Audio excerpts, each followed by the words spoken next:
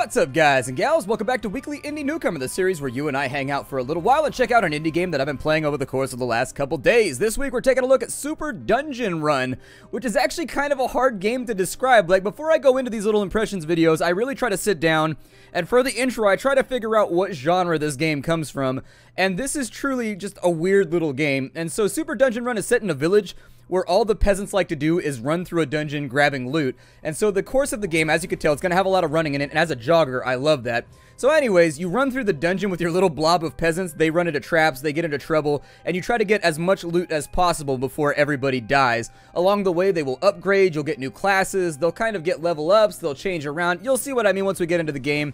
You have little active abilities you can use to sort of help them out along the way, but largely your only goal is to keep them from running into obstacles and then just hoping they can bludgeon whatever it is to death when they get there. So let's play some Super Dungeon Run. I think this is one of those games that's better off shown than actually talked about. Jump on in, and the game is set inside this little village right here. I very much like this, and while some people might complain that this feels very mobile gamey, I feel like this is one of those games that would fit well either on PC or mobile. I think it could do well in either location. You got a couple places you can go. The tavern. If you like this one, you can take quests. What quests do is they turn the dungeon into a set of levels that you will go through. You'll have a boss at the end or like a challenge at the end you'll have to do. And it's good for getting a little bit of XP, or for people that like to have a narrative along the way. It's good for that. I actually very much prefer the Endless Dungeon. That's the one that I like to play over and over and over again.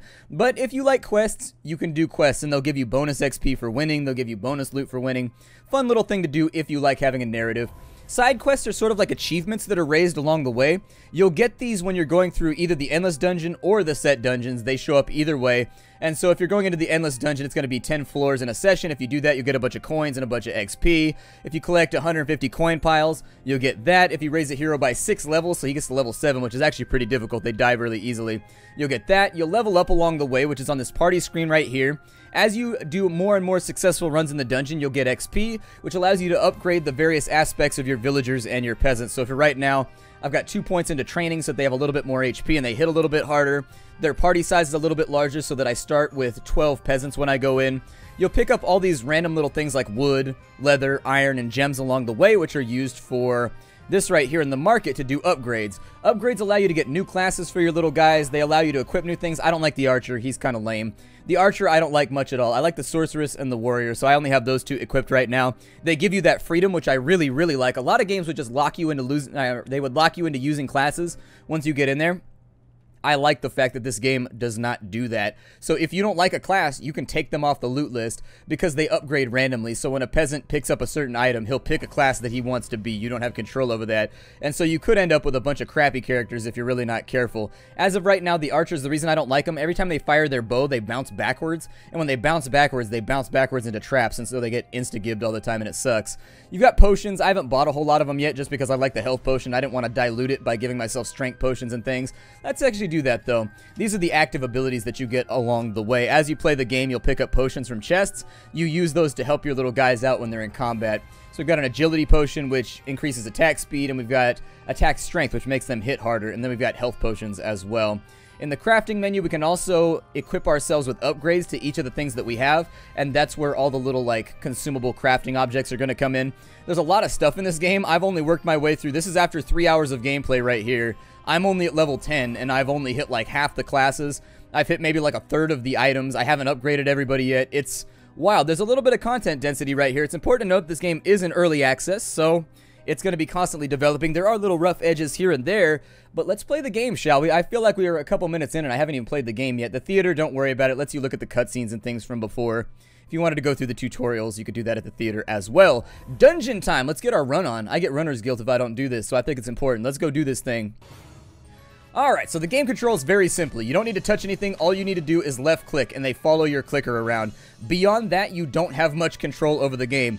This is not a game that is meant to be taken seriously, like, for real. There's not a lot of precision here. There's not a lot of skill involved. When we open those chests, 2 of our guys upgraded to warriors. The point of the game is to go as fast through the dungeon as you can, so I should probably get on that, and I'll just explain on the way. You want to get gold piles, and you want to kill enemies on the way because you're graded based on that. So speed, how many enemies killed, and how much treasure you picked up, or how you get your ratings. And based on your ratings at the end, you get medals that determine whether or not you get bonus loot. As of right now, I can virtually guarantee you we're not going to get bonus loot loot because I'm going super slow right now.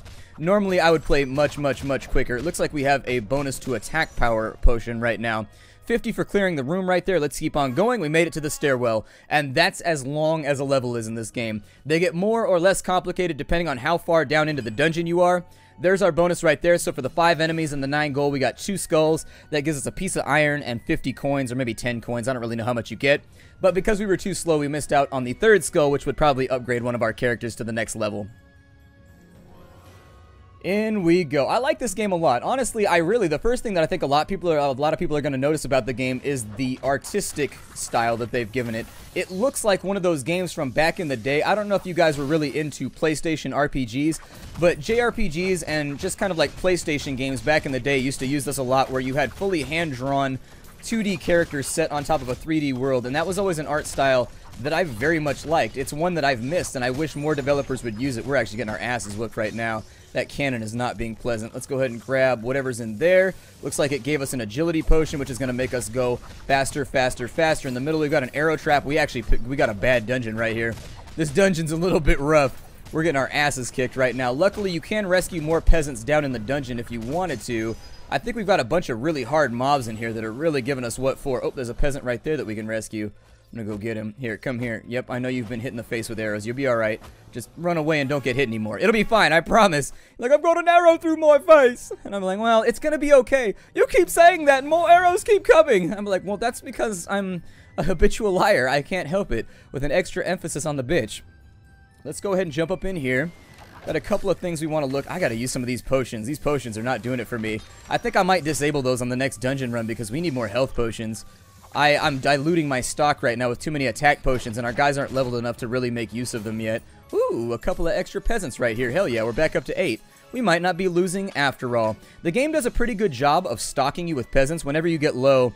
I think one of the things that I would have complained about if it didn't work that way is the game seems to tailor each level that you play through. It seems to tailor the loot based on what you have when you enter the level. So if you enter a level just sort of like losing and not having a lot of peasants, it'll give you more peasants to rescue, so that if you do a good job at leading your guys through and you just had some bad luck, you should be able to even that out with successful running. Let's keep going.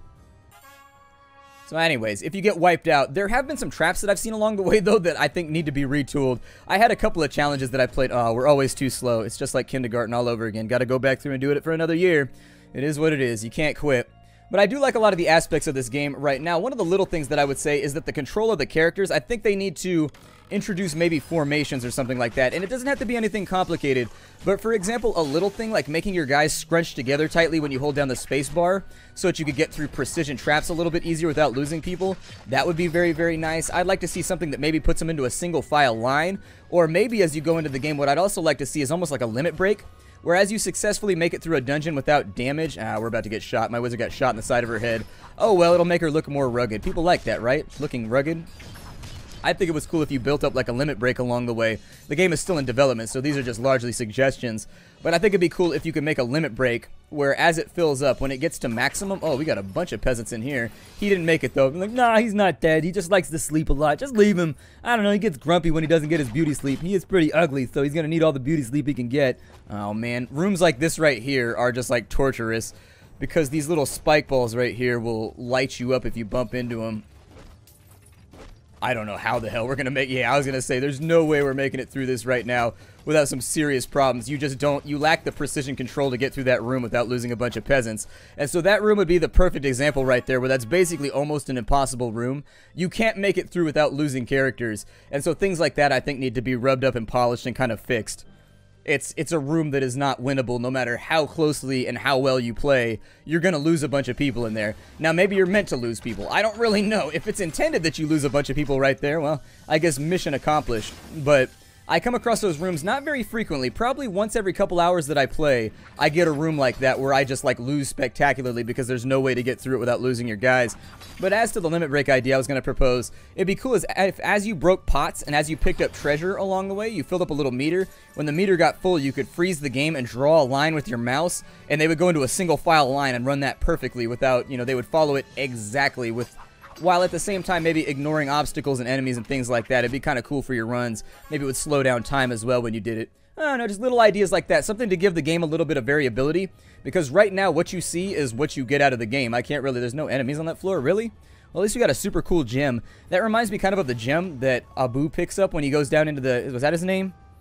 I think that was the name of the monkey in Aladdin. Anyways, when they go down into the Cave of Wonders, the gem that he ends up touching when they're trying to go down and get the lamp, that's what it reminds me of, that big-ass gem. When I was a little kid, I always thought that gem looked delicious because it kind of looked like a fruit gusher. I don't know if you have those like in other countries, but in the United States, we have these fruit snacks called fruit gushers, and they are amazing. They are like the best, and they look like little gemstones that like explode with juicy goodness when you put them in your mouth. Makes me, don't step on those spike traps. No, don't do it. Don't do it. Sometimes they ignore the things you tell them to do because they really, really want to kill the bad guys. The game seems to have kind of a fundamental argument going on internally as to whether they want you to control the characters or whether they want the characters to control themselves.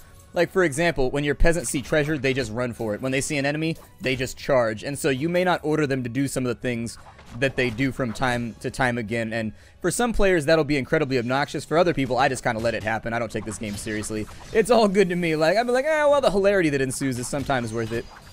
Use another potion right here. Wow, those potions basically make us one-shot stuff. That's pretty cool. That makes me really happy, although it wore off. You can see how much we're not doing much damage right now. Every time they kill one of these mobs, they do get XP and they do level up, which makes them better at kicking ass. In addition, in between missions, you can go and you can upgrade their clubs and their armor and stuff like that using all the random resources and reagents that you pick up along the way. But low-level characters that you pick up late in the game, unfortunately, are going to struggle a little bit until they level a few times, or at least until they get an advanced class, because the basic peasants are just not that useful for anything aside from running at the enemies and maybe acting as like arrow catchers and magic absorbers. There we go. The magical door opens when we kill a number of these enemies. When you step on these switches right here, it opens up metal doors so that we can run across this hallway and get some treasure. You guys might want to kill him faster. There we go. I'm going to give you a potion because I think we're going to get something out right there. Ooh, health potion. Hell yeah. Let's give him a little bit of health. Make them feel a little bit better. Put a little bit of pep in their step. I never have pep in my step. There is nothing contained inside of... Oh, man. This big guy's about to club the shit out of us. I know it. He's got a crazy hairdo, too. He's all ready to go. He's got, like, his battle dreads rocking. Alright, I don't know how deep are we right now? What floor was this? We killed 24. Oh, we really screwed that one up.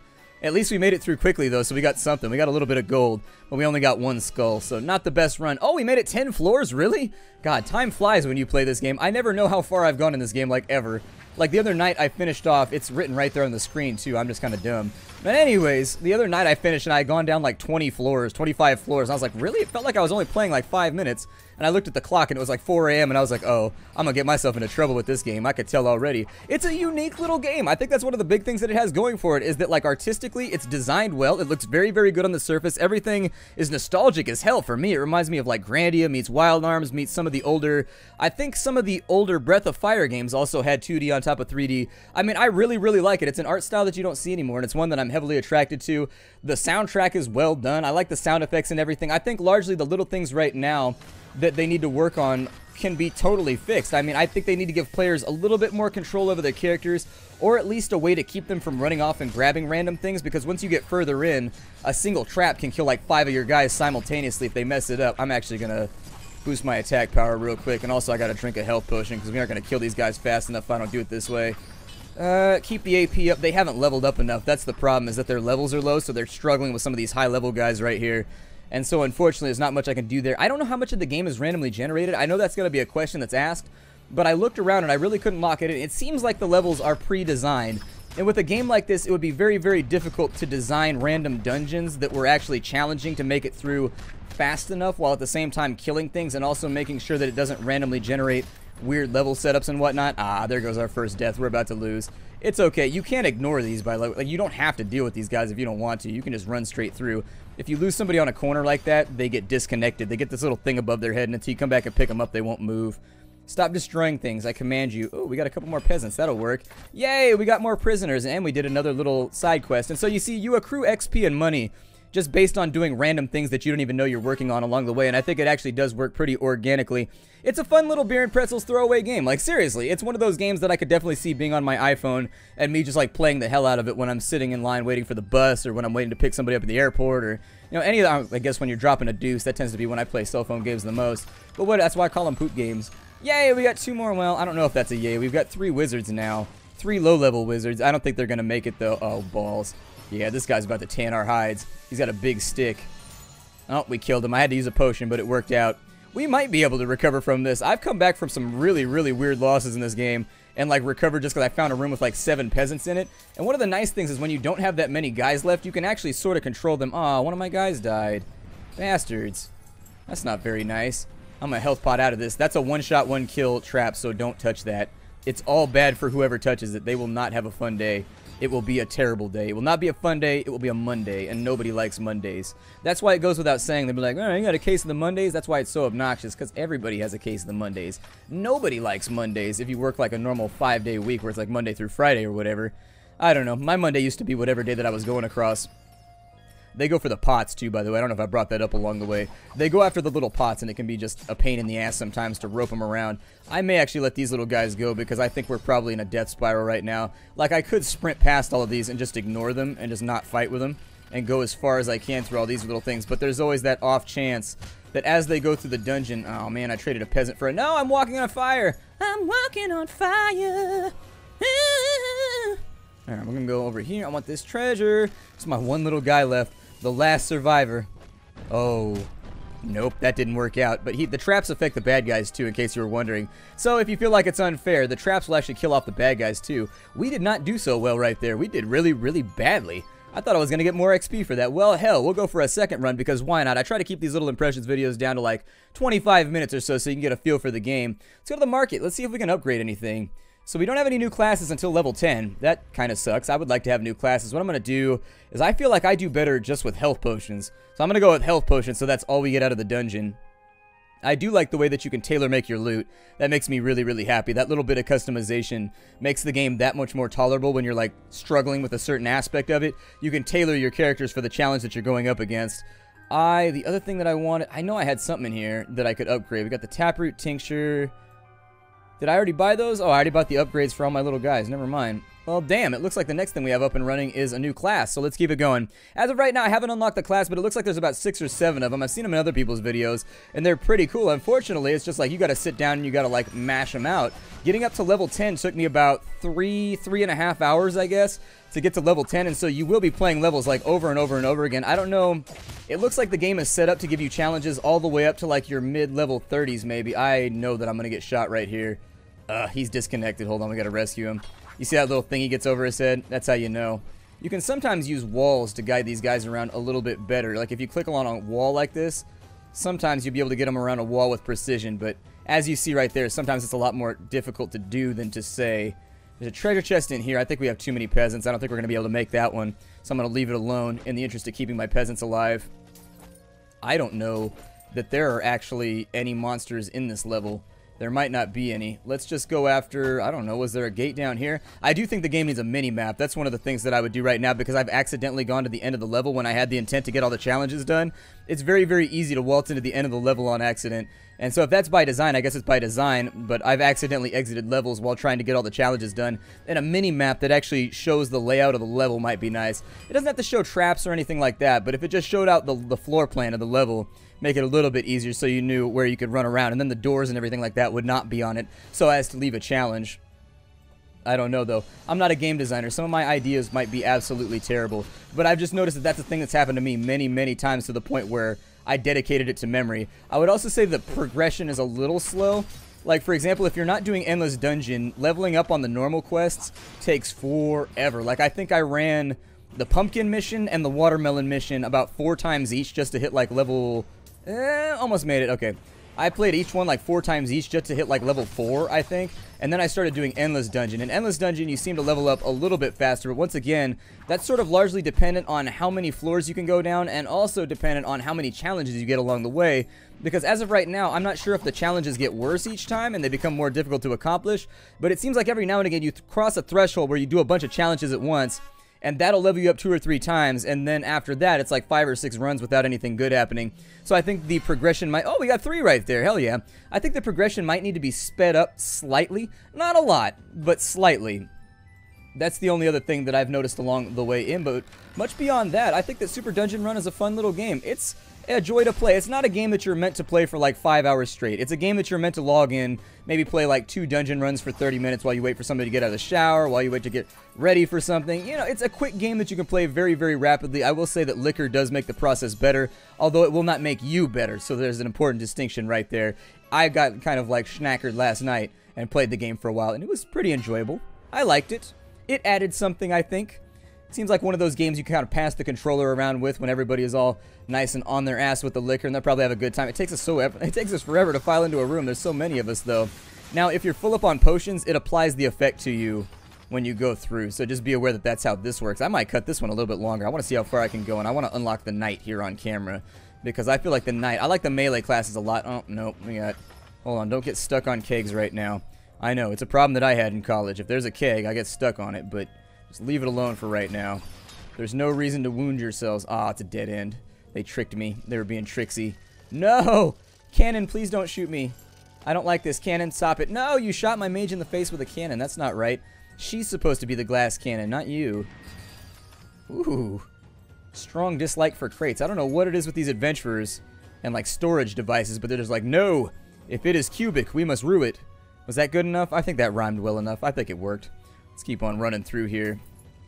See, it's hard for me to tell if it assembles the dungeons from random parts or if the dungeons are the same every single time and it just has like 25 different dungeons that it selects randomly from each time you go down the stairway. I'm not really sure.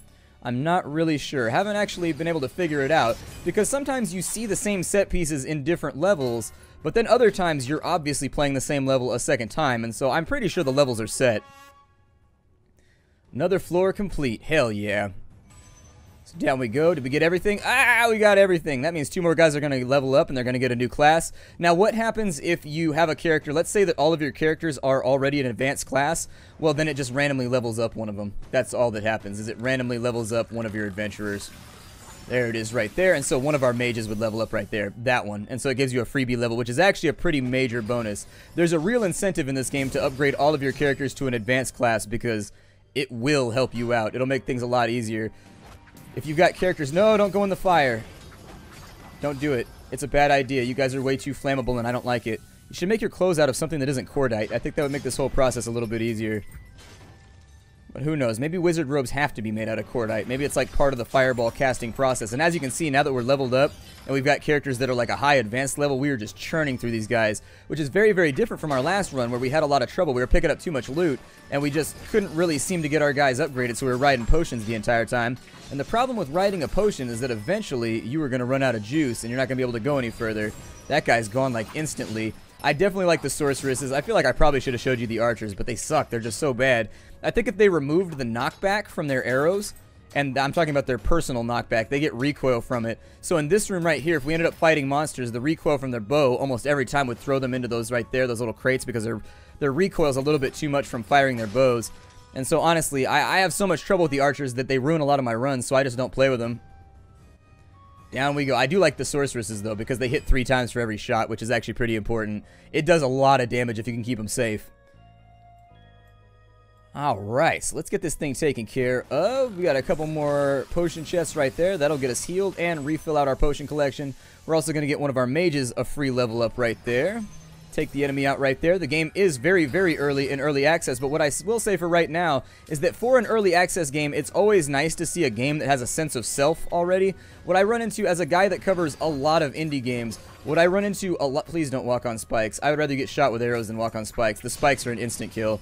Gotta be careful about them. As a guy that plays a lot of indie games and reviews a lot of indie games and does impressions of a lot of indie games, it's always frustrating to me how many indie games don't have like a sense of self, like they don't know what they want to be. They're trying to combine a bunch of ideas that are not necessarily super solid. They're a little bit inchoate. And so with a game like this, I like the fact that everything is all... You can tell that they've got an idea for what they want to make. The art style is fine. Everything looks good. And now all they have in the process is to like build more levels, add more features, and make the game, you know, infinitely more playable. I like it when an early access game goes live on Steam with all of those things done already, because so many early access games go out without any idea of what they want to be. I guess an example that I would give you is like Dragon the Game, for example. Like Dragon the Game was essentially just like a map that you could fly around with a 3D dragon, and there was nothing else to do. Like, they didn't even have an idea of what they really wanted to do with the game yet when they released it. They were just so excited about getting funding that they put it out that way. And honestly, I would suggest you do a Kickstarter before anything else. Put in a proof of concept, do a Kickstarter, but wait on your Steam release, because nothing can kill your game faster than a bad Steam release. But this game, I will say that all the puzzle pieces seem to be fitting nicely, and I like the fact that the game has a personality and it knows what it wants to be without having to bite off other games, and it's really taking a lot of different ideas and playing with them, and it's a fun little game to toy around with. I think that it's a game that most people that like little mobile games and they like little lighthearted games will probably get a bit of fun out of. So anyways, my name is Splattercat. This is Super Dungeon Run by Proper Games. It is a fun little title. I see myself playing it later tonight. I played it for probably a good couple hours last night and stayed up way too late doing that. I'm not going to give a review on it. I'm just going to point out things because as of right now, I don't feel like the game is at a point where I want to review it. I don't know. I just don't feel like putting an official, like, this is a review. What I will say instead is that I am having fun with the game, and that you could do a whole lot worse for $5, which is what the game is selling for right now. I mean, if you get on a $5 game, if you get an hour out of it, you're already way ahead considering what it costs to go to a movie or to dinner or anything else. So anyways, I will see you all later. This is Weekly Indie Newcomer, the series where I hang out with an indie game that I've been playing over the course of the last couple days. This one, Super Dungeon Run by Proper Games. Check it out down below. I will have all the information ready to flow for all of you. How you doing? I'll see you next time, everybody.